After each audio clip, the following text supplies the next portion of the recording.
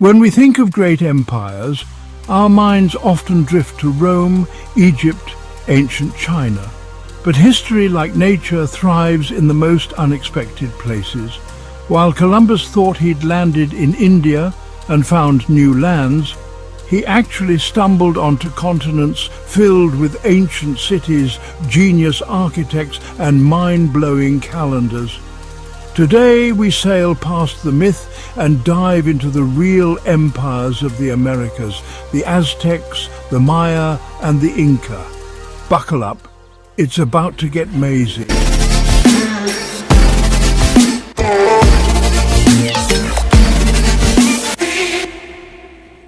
Our journey begins deep in the heart of Mesoamerica, home to the Maya civilization.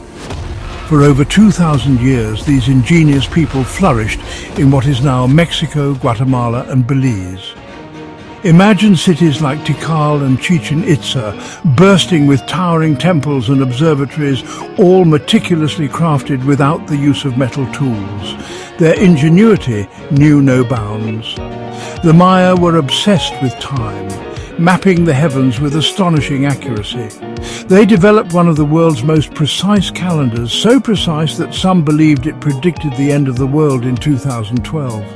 Fear not, dear viewers, it was merely the dawn of a new calendar cycle, but their brilliance extended far beyond astronomy. The Maya were storytellers, their history and myths etched into stone in the form of a complex written language. These weren't just builders of pyramids, they were astronomers, mathematicians, artists, and the original time nerds. From the jungles, we emerge onto the shores of Lake Texcoco, the heartland of the Aztecs. These fierce warriors and architectural marvels built their capital, Tenochtitlan, upon the lake itself. Picture a floating metropolis, a network of canals bustling with canoes, grand temples reaching for the heavens, and markets overflowing with exotic goods. Imagine Venice, but instead of gondolas and gelato, it's adorned with vibrant feathers and the aroma of chocolate. Yes, chocolate. The Aztecs believed cacao was a gift from the gods, and frankly, who are we to disagree? But their empire wasn't built on sweets alone. The Aztecs were formidable warriors, their dominance asserted through conquests and tributes.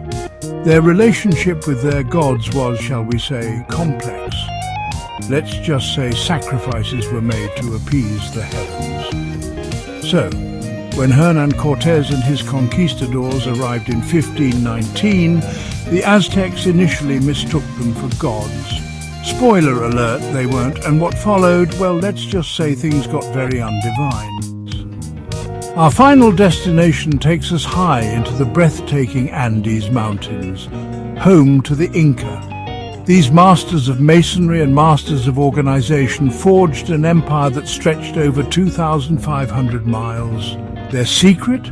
A network of roads so sophisticated some sections still stand today.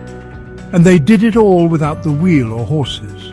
Just imagine the logistics of it all. At the heart of their empire lay Cusco, their majestic capital, meaning the belly button of the world.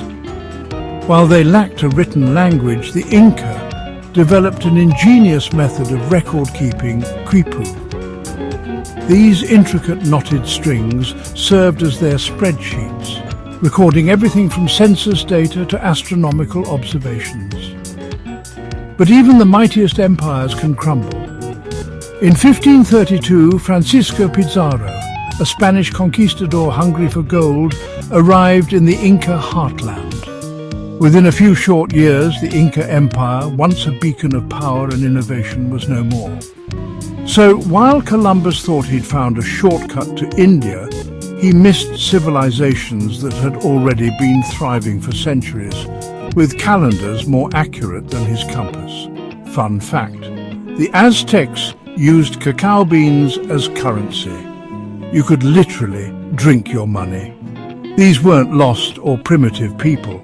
They were engineers, astronomers, rulers and artists, and their legacies live on in languages, architecture, and even your next cup of hot cocoa. Next time on Punny History. how the Spanish conquest flipped the New World and the old upside down. Don't forget to subscribe. And remember, history isn't just about who discovered what, it's about who was already there.